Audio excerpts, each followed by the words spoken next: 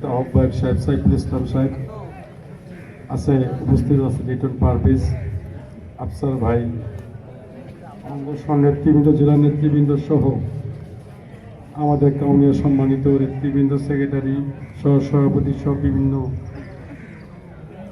Union থেকে আগত নেতৃবৃন্দ সবাইকে আমার পক্ষ থেকে সালাম। আসসালামু আলাইকুম রহমতুল্লাহ বারাকাতুহু।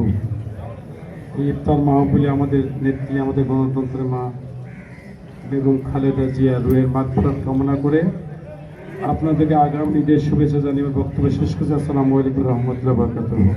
আমরা রংপুরের মানুষ, আমরা সংগ্রামী মানুষ।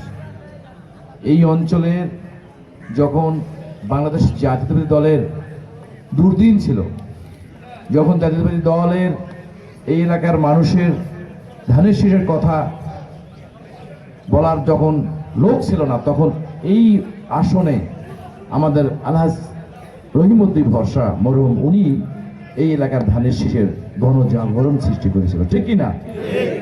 সেই আলোকিত মাঠ আজ পর্যন্ত যিনি ধরে আছেন, আপনাদেরই সন্তান, তার উত্তরসূরি আলহাজ ইমদাদুল ভরসা, যিনি গত 18 সালে নির্বাচনে বিজয়ী হয়েছিলেন, ছিনতাই করেছে, ঠিক কিনা? 12 তারিখে নির্বাচনে আমি বিশ্বাস করি এবং আপনারা বিশ্বাস করি, গোটা রংপুরের মানুষ বিশ্বাস করে, সারা বাংলাদেশের মানুষ বিশ্বাস করে, এই কাউনিয়া পীরগাছা আসনে ইমদাদুল হক ভরসাকে হারানোর কোনো সুযোগ আছে?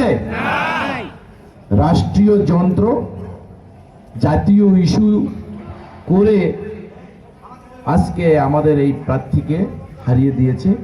ঠিক সেম ঘটনা পীরগঞ্জের 6 আসনেও হয়েছে, ঠিক কিনা?